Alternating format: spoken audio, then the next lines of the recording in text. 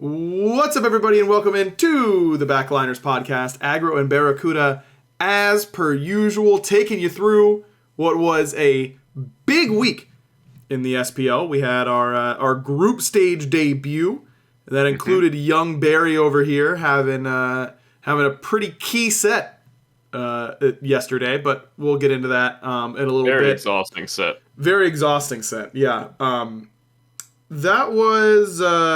That was a set. That's what It was a painful set to play through, but I think we learned a bit, and I think the more land practice we get, the better. Because I think our games against Titans were really bad. Yes. Really, really, really poor play by us across the board. And then that still kind of bled into our Scarabs set. I just feel like we're a bit lost right now. But it's weird because I feel like online and in scrims, like we play one way, and then like on land we play a different way, which I hate to say. But sometimes, that just starts to happen if people start getting nervous or people start like thinking too much, Yeah. Which I think we just need to like tone down the thinking. Turn the brains off a little bit. Huh? Yeah. Well, like once you start thinking too much, things start to go downhill because then everyone's thinking. Yeah. And if everyone's thinking, you're not doing anything. That's not high level Smite. Thinking is not high level Smite.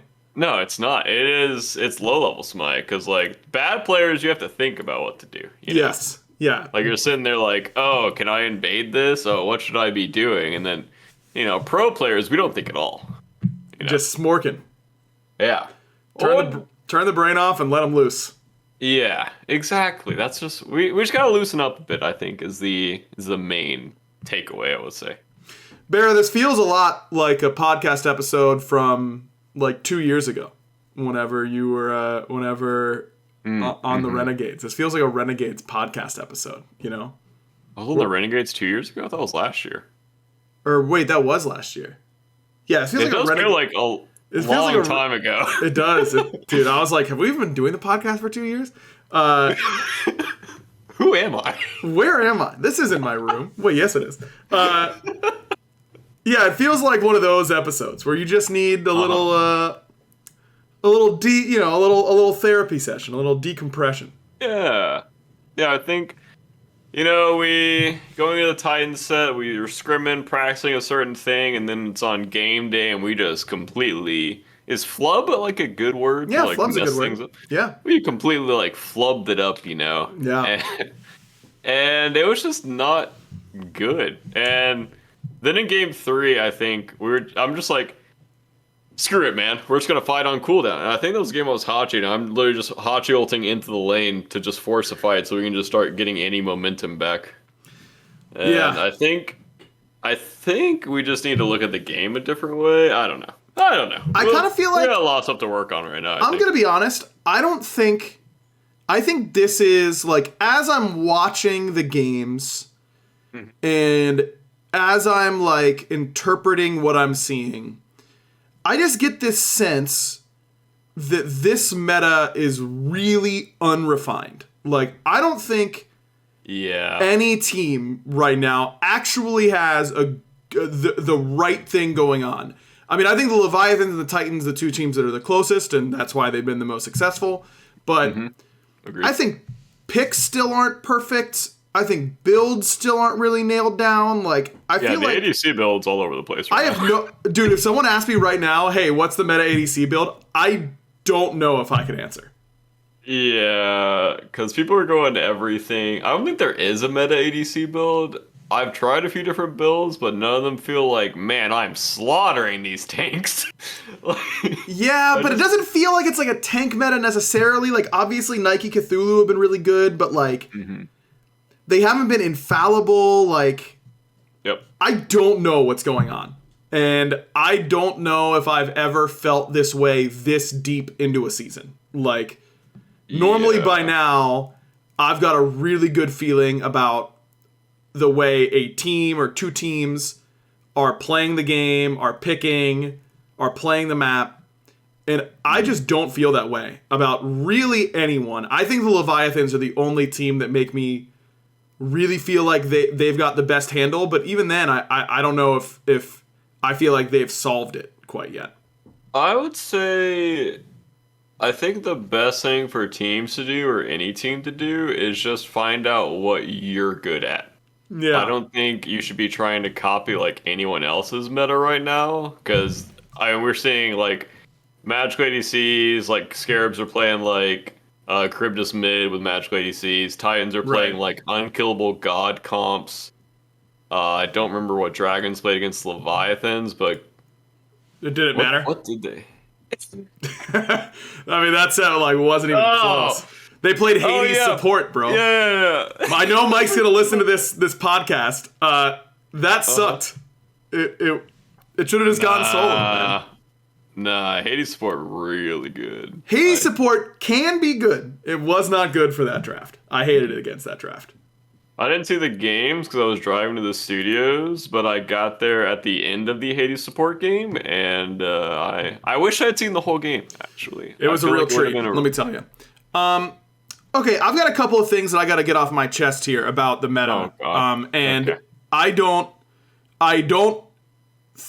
it's probably not even best for you to comment because it would give away what you guys think. So we're lost right now, so I'll talk. Perfect. First and foremost, Oloron is wildly overrated. Wildly. He had 100% pick ban last week, I think. Uh-huh. He won 3 out of his 12 games, if my memory serves me right. At the stat I looked at earlier today, I was looking at his pick ban rate. What? Is it another Hu Yi? No, because I think Hu Yi is like good enough. I think that he's just gotten like kind of unlucky and he was like 1 in 12. Yeah, he's been rough, but I think like Oloron is still good against the right team composition.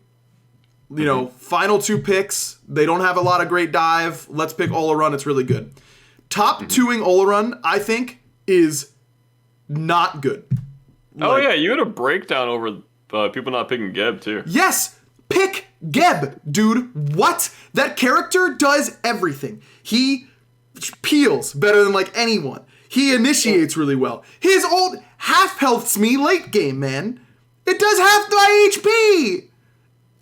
I had to beat Aegis at the same time, and even still, I'm hosed. Like, bro, I get it. Terra's really good. I agree. Sylvanas, really good. I agree. Khepri, good. There are a lot of good Guardians. Geb does things that no other character is going to do. And it blows my mind that teams just did not pick and ban him at all. Like, at all. I know his lane's not that great. I don't care. You don't care? I don't care that much. I just don't. You can get it covered. Like, look, Umoja, really good. I don't think Umoja's better than Geb in any world. I really don't.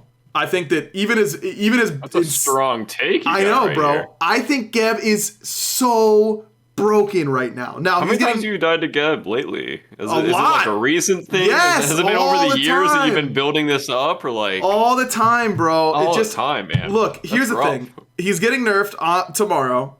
We will see what that nerf does to him. Maybe it won't be he won't be as good, but I think he is absolutely the best Guardian in the game right now. And it blows my mind that people were picking even Terra above him. Why do you think Terra's not as good as Geb?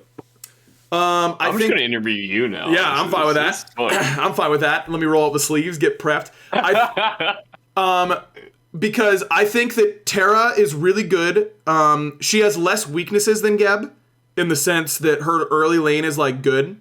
And she provides pressure because you can 2-clap the wave, and that's really strong. But I think she has a lot more counter picks, number 1. And number 2, your team fight gets a lot easier against her as soon as you get Ankh, and there's no Ankh against Geb. Like, you can't do anything to get better against Geb as the game goes on, whereas I think you can do things better against Terra.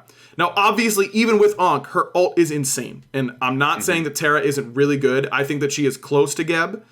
And if you're going with a specific team fight that we're going with a certain hunter that needs pressure. We need to get pressure in duo. We can't afford to pick Geb because we're not picking like Izanami or something like that. That's cool by me. But if both teams have medium pressure duo lanes and your plan isn't to play around duo anyways, you may as well, like, I think Geb is just better in those situations. That's a fair take. His ult slams, dude. It owns against tanks, against backline. It doesn't matter, man. It just doesn't. Yeah, depending on if you can get there. It depends if you have your items and you can actually get to the point of like freely ulting, I think. And sometimes you don't get value on that. And also I think some supports aren't great at Geb, because I think in the set you were freaking out. It was like Warriors and... Warrior Scarabs, I believe. Yeah. And Neil should play Geb, right? I think that is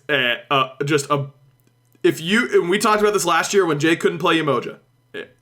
When you can't play the best god in your role, you are doing your team a major disservice. And if you can't play Geb, you're doing your team a major disservice. I just don't think there's any excuse. Counter the best pick?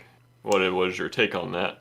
That actually reminds me of a very funny story. So back in the day, whenever I was playing, Fafnir had just been released, and if you remember release Fafnir, he was busted. Like, I don't remember release Fafnir at all. Dude, Coerce was like literally twice as good as it is now. Like, it was absurd how much that character did. And BaRRaCCuDDa was my support. Love Eric to death. One of my favorite teammates I've ever had. Had a fun time playing with him. My man couldn't hit water if he fell out of a boat on Xbox, okay? Mechanics were not his strong suit. Especially at that time. He got a little bit better as the years went on. But it was really rough. Like, we couldn't have him on, like, Sobek. We couldn't... He had to, like, practice Khepri because he couldn't ult the right person on Xbox. Like, it was dark times. So what did you put him on? Athena only, baby. Give him Athena. Oh, let's go. That was the only option that we had, was put him on Athena. And you know what? Anytime we got Athena, I felt like the game was just over. Because Chach was going to be... He was a great communicator, great teammate, knew where to be, all that kind of stuff. He just couldn't actually hit the buttons. You didn't put him on Geb? No. Why not? We didn't trust him with the shields, bro. And also his ult didn't half health squishies back then. So Fafnir comes out, and we've got a really big set up against Eager coming up. This was we needed to win it because of extenuating circumstances. Key sleeping through a winless our set against a winless team. You know how it goes. And so we needed to win it to go to LAN. And we were like, hey, Chach, if you could just like really focus this week on playing Fafnir, that would be huge for us. Like, we could really use that. But it's going to be, he's a mechanically intensive god. You're going to have to hit your hammers, And he's like, no, we shouldn't even worry about picking Fafnir. We should just learn how to counter Fafnir. And I was like, well, Chach, like, yeah, that we should have a plan for if their first pick, or like if we decide we're going to go a different direction. Like, we should absolutely be ready to counter it. But shouldn't we also be able to play it? Because what if they don't have the counter for it? And he goes, no. We only need the counter for it. We only need the counter. Now, obviously, this was because Chach knew he was never going to be able to hit a hammer in a week. Like, that just wasn't going to happen. But we worked on countering Fafnir all week in scrims. We always left it open. We tried a bunch of different comps. And we came to the conclusion that Ares was the counter, and that we could actually play it because he roots himself in the ultimate. So we trusted that he would hit the chain. That's pretty intense. Game day comes. They pick Fafnir. We pick Ares. They didn't team fight us the whole game. They only did objectives. They did like 5. So you're saying it's kings. Yeah. They kingsed us. Like. I remember that game so clearly. Our comp was so horrible. Listen to our 3v3. Do you want to listen? Do you want to hear our mid 3v3? It was Ares, Yanis, Alquang. Okay. Our mid 3v3 was Yanis, Ares, Alquang. Can you believe we didn't win any fights in mid? Isn't that wild? That's how'd you guys not kill anyone there? Well, you we had had portal to set up for the chain. We had and then, no CC at all. None. No, once they're chained, you just execute them, right? Like, Mifflin played Bastet. I believe Unri played Soul. It was awful. No, I'm pretty sure their 3v3 was Fafnir, Bastet, Soul. And yeah, we didn't lose any fights, but we didn't win any either. And they just got to objectives first and did them in half a second. I remember I had Fire Timer, and I Yanis ulted to it in order to get there, in order to get the team there. And it was already gone by the time we had gotten there. And I was so confused that I watched the broadcast back. And I counted how fast they did it. And they did a Fire Giant from spawn to death, because this was before the global noise. They did an FG and spawn to death in 2.5 seconds. What? He just they had Soul and a Hunter, and he preemptively Fafnir ulted, coerced him, and they killed it in 2.5 seconds. You're not exaggerating? No. All right, maybe it was like 2.5. It was sub 5. Either way, if it's sub 4, it was sub 4. That's absurd. If it's sub 4, It was like Frenzy, release Fafnir, Soul plus Hunter. Maybe it was like they might have had like Soul Chronos or something like that. Like they had just something absurd, and they didn't. I finished that game 0-0 because we never fought. These are the worst games. Felt horrible. You just get bled out, and you're like, "Can we fight here?" No. Okay. Yeah, what about this? No. Nope. No. Can't do it. What? No. Nope. Can't do that. And I guess I lose. Okay. Yeah. Next up. Great. I'm having fun. That was really great. You know what else? What I remember about that set, Barry, is that no, I don't actually. My pubes were totally out of control.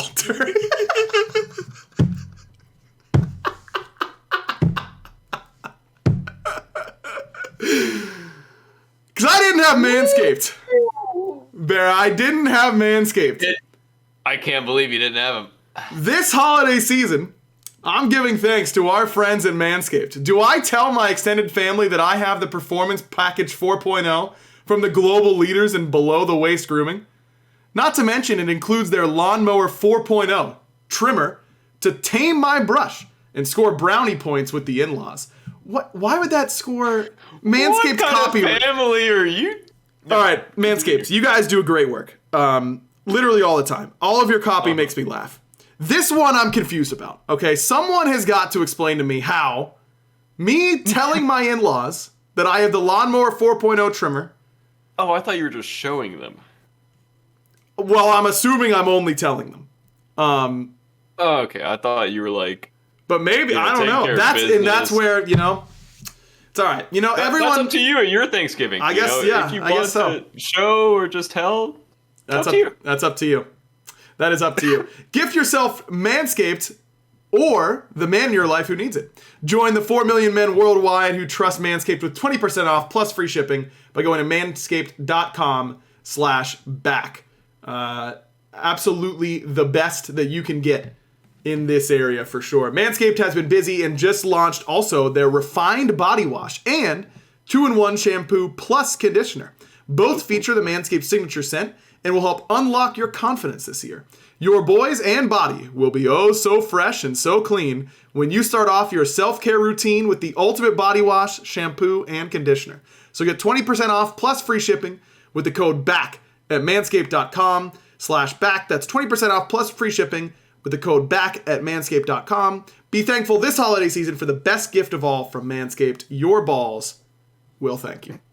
There you go. I thought you were just getting your balls. Your balls. The greatest gift. Yeah. Your balls. Oh, true. Well, to some, maybe that is the case. Good gift. All right, before we talk into a little bit more like group stage talk, I was talking to Snoopy right before this podcast started. Okay. And he was telling me that he's trying to start a new meta in ranked. Ooh. Okay. Yeah. Tune in. This is gonna be big. Mm-hmm. Snoopy says that he's gonna start playing full damage mage supports in ranked. And you know what? I think it might be good. I really do. Why? Because I think that. No, I'm on board, but I'm just like asking. Like, Oh, why? I don't know. Snoopy good? just has strokes of genius like this. You know, you can't contain that man's brain. Uh-huh. And when I say I think it could be good, I'm not talking about just in ranked, because literally anything can work there. I think there is a world where in competitive play, you could pick any mage, literally any of them, and build full damage. Wait, you can. And make it work. I think I need to stop you at any mage. Okay, well, any mage that's actually good. Like, Because I feel like 75% of the mages aren't good. Sure. Okay, yeah. Any of the good mages. Okay, good. Like, I think you could play Merlin support. I think it could be good. But here's the caveat. You need to have a way to start a fight still in your comp, right? So if I have, I don't know, let's say Cthulhu solo, and Serket jungle. We could just play to never let the ADC be in lane. We could just poke him forever. We could chase him around. You know? Thoughts? I can't see a world where that actually works. But more power to you to test it, and I'll be watching the streams. So, if you want to play full damage Merlin support, and I'll watch. I will see how much you can, destroy that AEC. You don't think that you could, like, let's say you are playing, right? I'm playing. Let's say you're playing up against, all right, let's not go with Merlin. Let's go, who's a good mage, okay? No, I'm just going to close my eyes and you take me through this. Okay. You are playing, let's say you're playing Ullr, You're expecting to get some lane pressure. I misclicked. You misclicked, right? Okay. All right, you're playing Hachi. Okay, something a little bit more. Let's go. Something a little bit more realistic. Hold on, let me pull up the Mage tab here so I can actually pick a good support. Because Cyclone was making fun of me for saying Merlin is a good mage. He's gonna make fun of anything you choose. That's the thing. That is true. But I'm gonna try anyways. All right, let's go mages. All right, let's say you're up against an Artemis, and... Did they misclick? Yep, they misclicked, BaRRA. Okay. They misclicked, all right. You're up against an Artemis Agni lane. Okay. And every time you go up to clear the wave, or be aggressive, you just get 2'd by the Agni, and 3'd by the Artemis. 2'd by the Agni? Yeah. You're getting 2'd by the Agni. How's a full damage Agni gonna 2 me? What do you mean? He's gonna, from behind the wave. What are you gonna do to him? You're gonna 2 He's him? gonna walk at me confidently enough to 2 me? Yeah, he's gonna 2 you, man. That's a confident Agni. Okay, take me. All right, what about post 6? He's gonna bomb stun you, or he's gonna 2 stun you from max range, and then he's gonna bomb you. Okay. What's his starter? I think you'd go Sentinel starter still. That's what Snoopy was telling me he would go. He would go Sentinel starter, and then you would just go full damage after that. Okay. What if he's... Full damage being the current mage build of no penetration or penetration? Yeah, I hate that build, so I don't know if they'd be going that. But let's assume there's a good mage build out there, Which there isn't. And I agree with that. Or it's like... Mages suck. I mostly agree. What if it's like Thoth? Not a good mage, but a mage that can only hit you. Right? I would tell my jungler to come to duo lane because they have a Thoth full damage support. Right, but if with some proper jungle tracking, your jungler invading on their side of the map, creating space, playing smart around it. You've got a tanky initiator jungler, like a Serket or a Gilgamesh or something like that, so you don't have to worry about starting fights as a support. I'll put it in terms that you can really understand, BaRRA. You've got Scylla support on your team. Okay? Oh, let's go. We're going to win. Jake is building full damage. That's awesome. Okay. And all of a sudden, you still have your initiator, but the laning phase becomes harder for you to deal with. You're constantly getting pushed in. You can't compete with the clear. They've got enough. You get mid-prio. You make sure you're drafting mid-prio so that you can actually rotate over and help in case of a gank. Seems to be a lot of boxes I need to check here. That's how it is for every Smite game, BaRRA. What are you talking about? No, you're just saying I have to have like a tanky initiating jungle, which isn't really not super tanky. Just some way to do it. Some way to get in there. I also have to have mid prio. Yeah, you want mid Which, you prio know, anyways, don't you? I mean, I always do, but we can't always get what we want. I'm gonna open Yeah. my eyes now. Okay, yeah, you were. I was worried you were gonna fall asleep at some point. To be Yeah, honest, I 'cause mean, you if were you just really. kept talking, your voice just does something special to me, where it just relaxes me into like a Zen mode. Do you think we So should I was almost start there. like an ASMR channel? Is that what you're telling me? I would love to listen to you just rant about things. I think this is the pod. That's the Yeah, podcast. we should start Actually, a yeah, podcast. Is what you're telling yeah. me. That'd be a great idea. Yeah, we should start a Uh, podcast. That's what we should do. I don't think that's gonna be good. Okay, fair enough.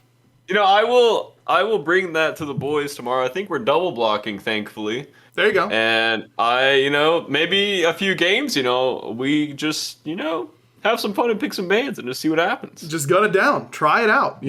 Genetics and Cherry and Chat were saying that you have to go Warriors Axe if you're going to do this. So maybe you try like Warriors Axe mages. I think you would sell your starter eventually anyways if you're going full damage. You would just get another damage Yeah, what's item. the point? I don't want to take more damage, Well, it's for the laning phase. Or share some prots. Oh, You know, okay. It's for the laning phase and your gold income and that kind of stuff. I don't know. Just Snoopy's trying it out. I think it could work. In League of Legends, there's a lot of supports that only do damage. You got like Brand and Lux and that kind of stuff. They're there to only hit the enemies, not hit That's the what I creeps kept at all. talking about in Smite, and I wanted the mages, then you guys made fun of me and said mages won't be good to do it. I'm I here. remember that conversation. I'm here to tell you. There you go. Genetics has so now you go Heroes Axe, then you have Peel as well. But isn't Heroes Axe based on your HP pool? Genetics wouldn't build if we're building full damage. We're not going to have Which we have to do. we have to do. It's in the contract. Right. That's part of the shtick. Then you wouldn't be able to get a big proc out of your Heroes Axe. I'm just saying, maybe someday it's possible. Like I think Benny Q playing these like Wukong and Tsukiyomi mids and that kind of stuff, like I think that could very easily be legitimately good. I think there's definitely a world where something like Hebo jungle is better or Poseidon jungle and is a little bit better, and you can balance your comp and you just have like jam pressure, look for solo kills mid type of god. That could be good. Yeah, I think now that a laning phase is being a little bit more defined in Smite, I think there is slightly more of a laning phase instead of just, running from each other. Just a smidge here and there. I think maybe in mid you can do that, but I feel like I don't know if it's high risk, high reward. I'm not sure. It just feels like you're kind of scripting that you're going to be like a full dive comp when you go like Wukong mid and all that stuff, but maybe it doesn't matter if you're scripting. Well, if you have like a regular mage in the jungle, right? Like if you have like a Hebo or a Poseidon or something like that, Wouldn't those gods just die to assassins? don't they just die to assassins in mid? I don't know. That's what I'm saying. Is that they kind of do. No one anyways, understands right? Smite right now. No one gets it. Well, I don't know. I think that there's room for experiment. Maybe not in this exact meta. I'm not saying tomorrow. I'm just playing devil's advocate here, And I respect that. And also, I hate you for it. Okay. All right, let's talk group stages then. Let's get off our nonsense. Yes, sir. I guess we could go set by set because there weren't that many. We kicked it off with Leviathans Kings. There on Friday. I casted this game. I don't even remember it. I like barely remember this set. I know the Leviathans won 3-1. Yeah, I was driving the studio during that set too. And I'm trying to remember what happened in these games. And I just can't. I think I watched a little bit of them in the studio, but I was driving I think during game 2 and parts of game 3. But it seemed to me like Leviathans, I mean it sounds stupid, but to me it just looked like Leviathans were just simply playing better and more cohesive than Kings were. And I think Twig kept getting picked like 1 or 2 of the games. Not sure if I'm remembering that. Oh yeah, correctly. Big Man played Wukong mid in one of those games. I didn't like it for that comp, if I remember correctly. Hold on, I'm trying to pull it. Oh yeah, they got way outdrafted. Way outdrafted in game 1. I'll say Game 2, yeah, they still went the Wukong mid. Oh yeah, they started playing off the Wukong mid once they went down 2-0, and then they won a game. And then I think they lost the fourth one. Yeah, that's it. Yeah, yep. Genetic says we got out-drafted pretty much every game. Yep. Yeah, I remember the drafts being kind of weird for the Kings in this set. But like I said, I think that every team's drafting strangely right now. So I don't know. That doesn't. I think no one actually knows what to play. Yep. Agreed. I mean, we talked about it earlier, but I think no one knows what to play, and I think people should just play what they're good at. Yeah. Or like what they're good at, plus like if it's good in the enemy comp. But I think I would say Titans and Leviathans definitely have a pretty big head start here over every other team right now in this section of the Smite meta. Agreed. And then Friday, I actually didn't get to watch your game because I had a friend in town that I was meeting up with, so that's why I was off for that set. Give me the quick and dirty on your set versus the Titans. We discussed it earlier a little bit, but game 1 we did not play to the strengths of our comp, and we got out drafted, and that game ended ugly. Game 2 we got a Fire Giant stolen. I think we should have won game 2. My comms around the Fire Giant were really bad, so that's my fault that happened. But I was also a little lost in the play, lost in the sauce anyways. Mm-hmm. And they were just like, let's just start smorking, and then game 3, me and Jake literally just fought in duo for the first 15 minutes of the game. I think we ended up winning that game. I want to say we ended up winning that game. Yeah, it was 3-1, right? Yeah, I think we would have had to win game 3, because, Yep. If they won, that's how it ended. Yeah, and then game 4, what happened here? Oh, yeah, we were stomping duo, and then we fought 2 times on solo side, and then Spinner got right back in the game, and the game was over, because their comp was a fair bit better than ours late game, I would say. Just a smidge better late game. So we couldn't really kill anyone. We didn't really have any targets. And I think we got picked once or twice in the late game of game 4. And when that happens, it's just kind of GG. Yeah. GG in the books. Gonna be tough after that for sure. Dragons Valks. Blowout set. Like, no real thoughts on that one, BaRRa. Any from you? Nope. Me too. Then it was Scarabs Warriors. This set was really interesting to me because, the Scarabs end up winning it. It goes all 5 games. All 5 games were incredibly one-sided. No game was close. Yep. In this set.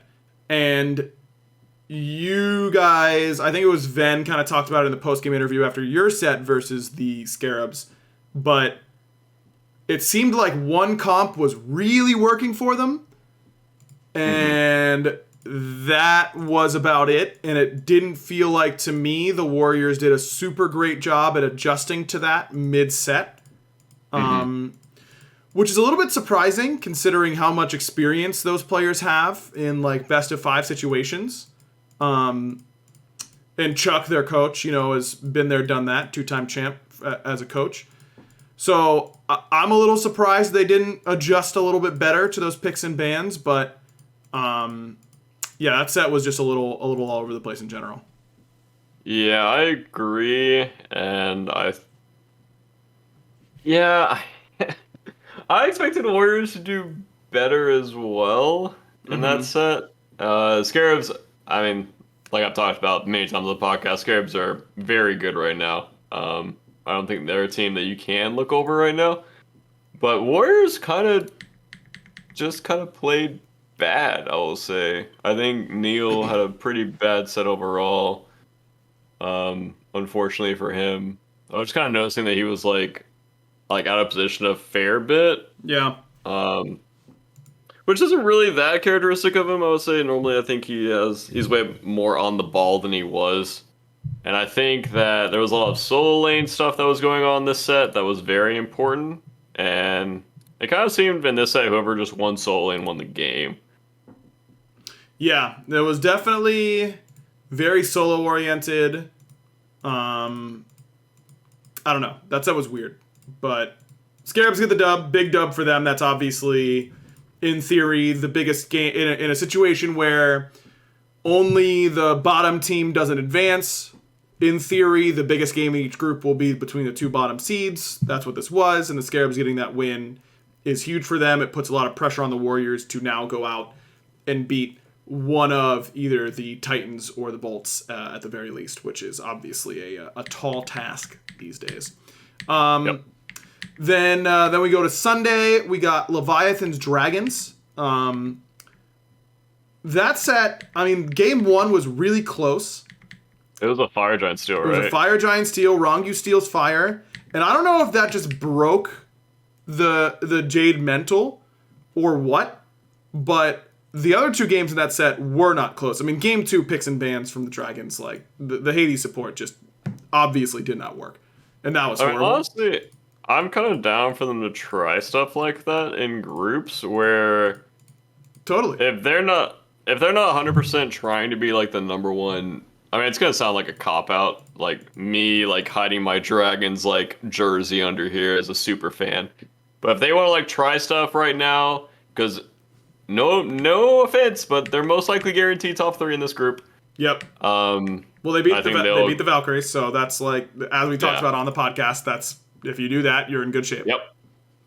And I think it's fine for them to try stuff out, as long as they're doing it with the intention of, like, testing it, and not like, we have to win this game, or, like, it's gonna go, like, awful, like, mentally for us. I think that's fine, but I do agree that they just did not look like themselves at all in this set. After that Fire Giant Steel, it was just, yeah. Yeah, they did very little well after that Fire Giant Steel. That's for sure. You know what might have been... Go ahead. Steve played really good that set. He did. Remember, and I was pogging over my fellow Boomer. He was playing very, very, very good. Boomer plays. Gotta love it. You know what might have been the problem for the Dragons that set, Bear, now that I'm thinking about it? Mm-hmm. It might be that after years of fine print contracts and getting ripped off by big wireless providers, they were sick of it. They were just done with it, you know? That was it. Yeah. They were just so sick of paying more than $15 a month for their wireless service, and it was really weighing on their mentals. Someone should tell those guys about Mint Mobile. Has no one told them about how Mint Mobile offers premium wireless for just $15 a month? No one's told PBM that all plans come with unlimited talk and text plus high-speed data delivered on the nation's largest 5G network? Has no one informed Sam for Soccer 2 that you can use your own phone with any Mint Mobile plan and keep your same phone number along with all of your existing contracts? Seriously, Fine OK is not aware that if he's not 100% satisfied with Mint Mobile, then they've got you covered with their 7-day money-back guarantee. Can someone please tell PandaCat to switch to Mint Mobile and get premium wireless service starting at just $15 a month? Someone. Anybody. Anyone.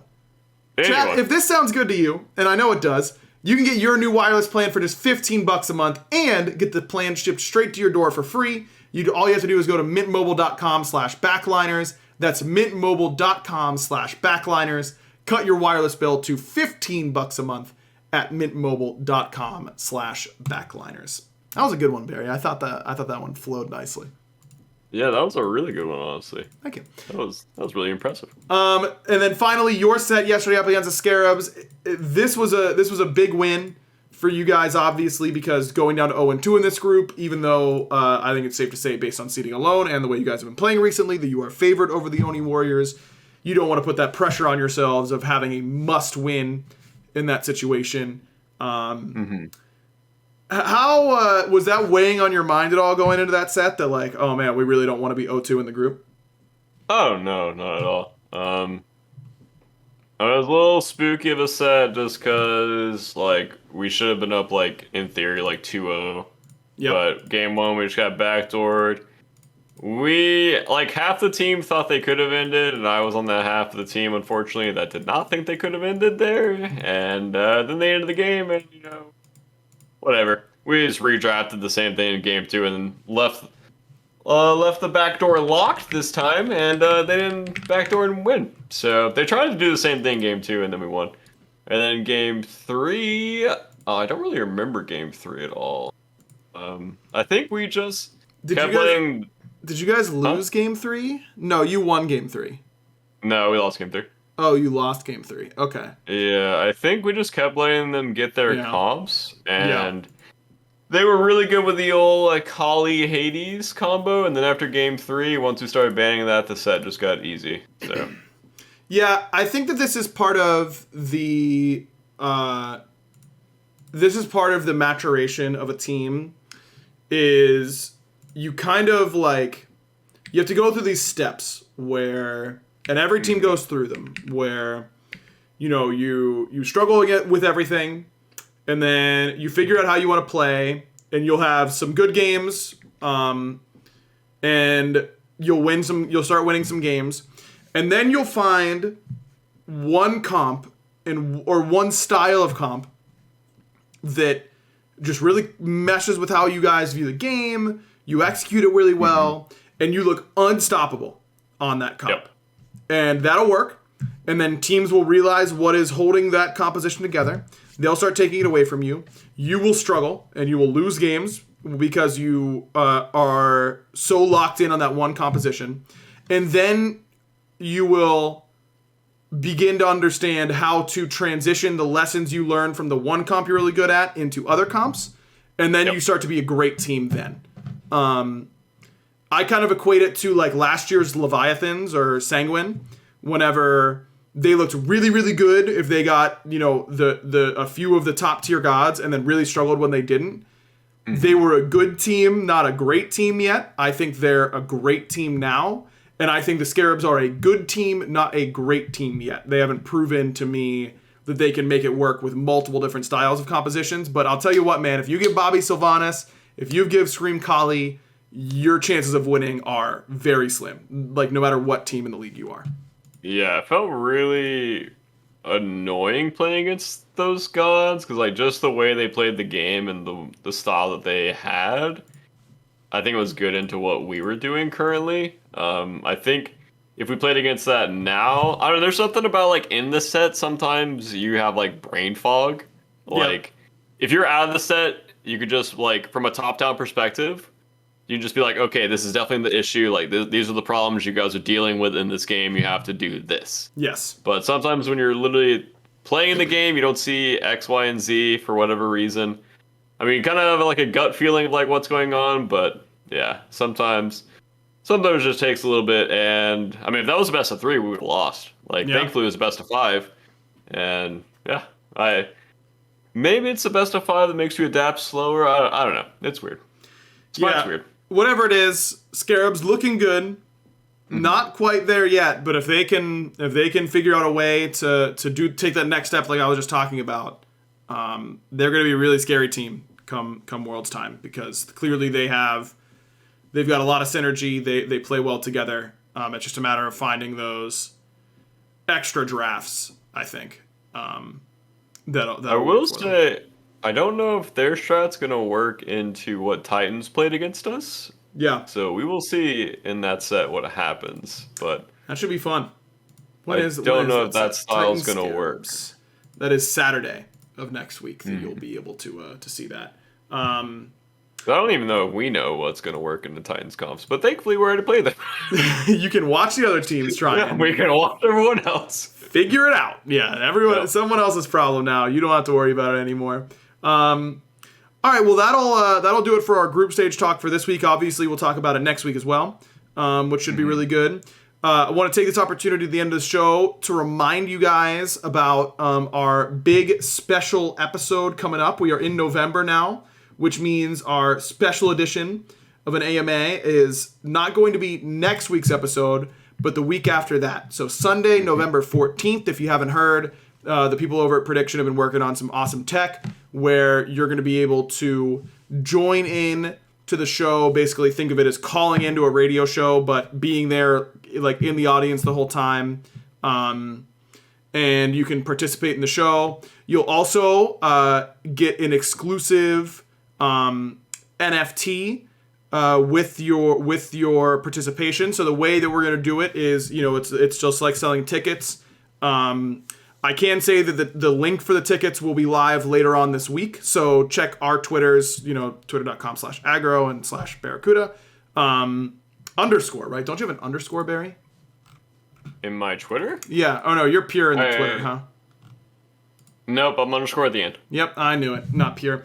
BaRRaCCuDDa underscore on Twitter. Make sure you guys are checking that out. The link will be live later on this week.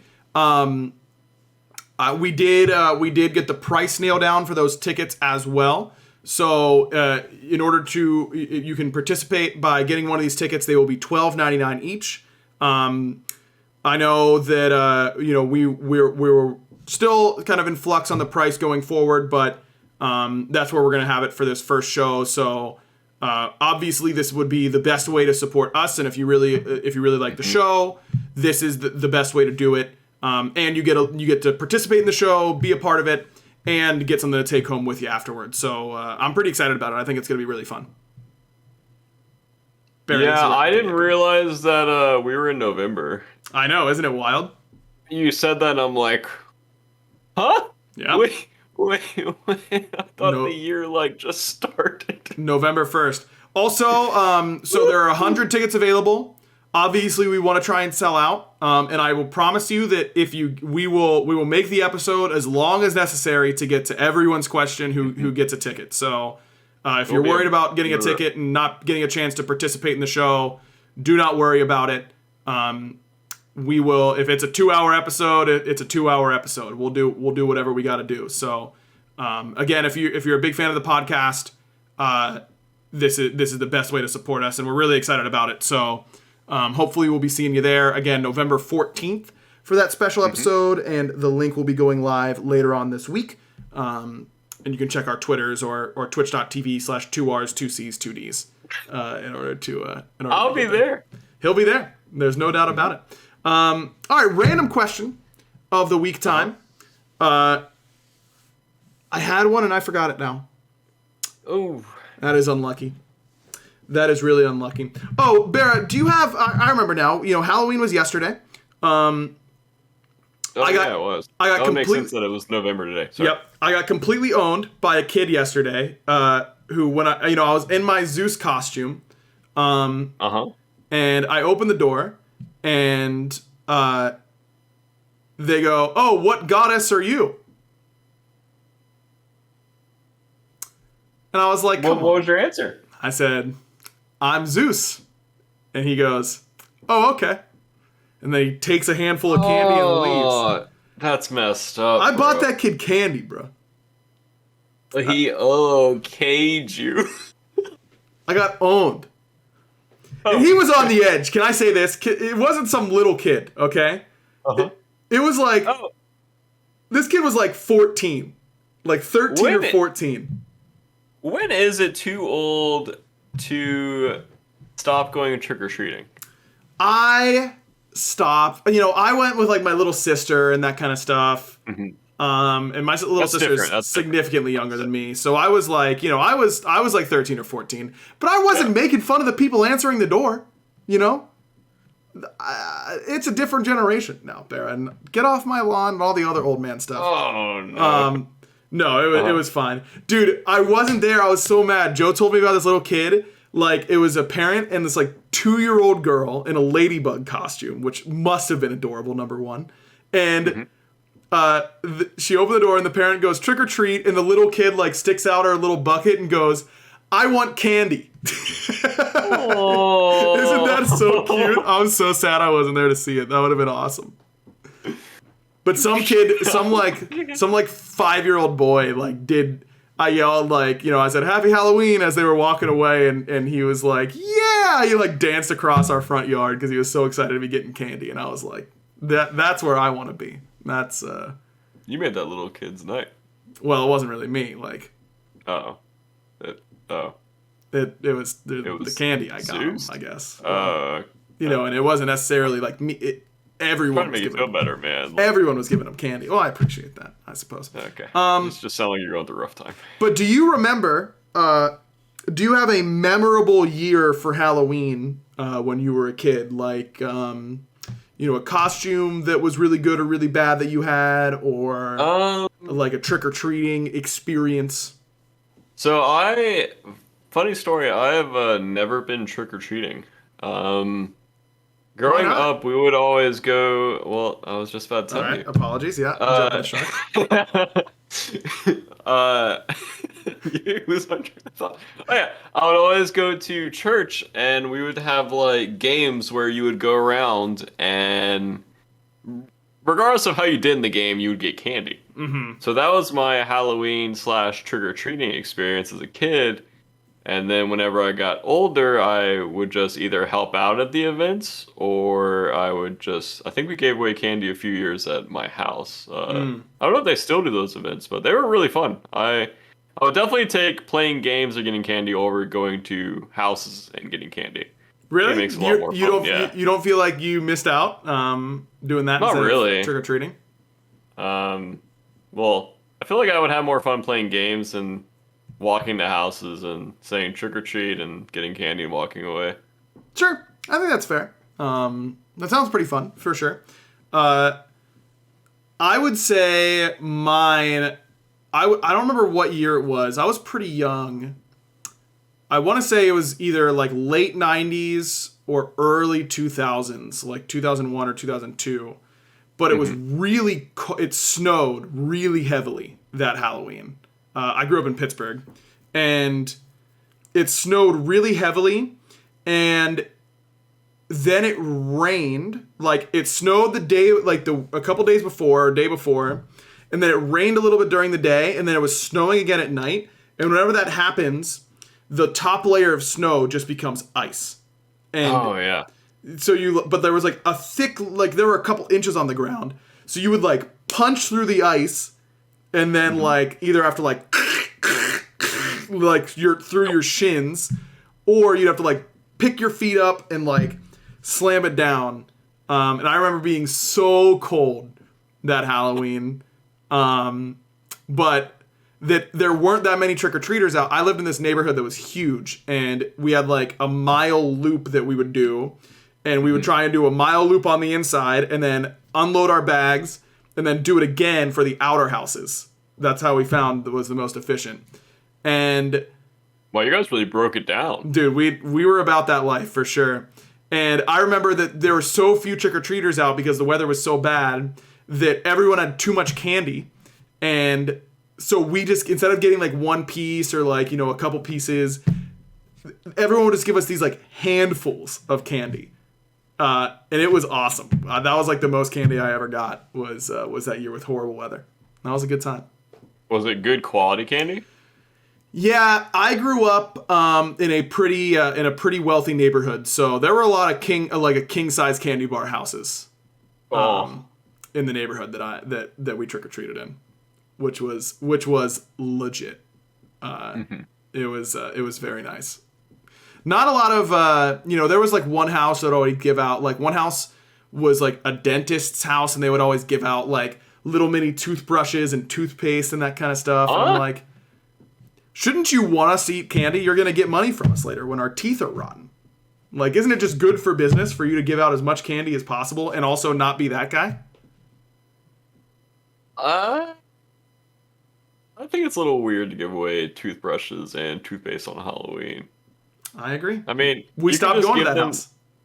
Yeah, I was say like, just give them like candy and like a dentist pamphlet or something if you're gonna do that. Like when your teeth are totally effed from eating all this candy, call me. Yeah, that'd be great. Get a little. That's basically what he did, but with no candy. It was just the toothbrush and the toothpaste. It was like in a little they made little Ziploc bags with like a card, little thing of toothpaste, and a little travel toothbrush.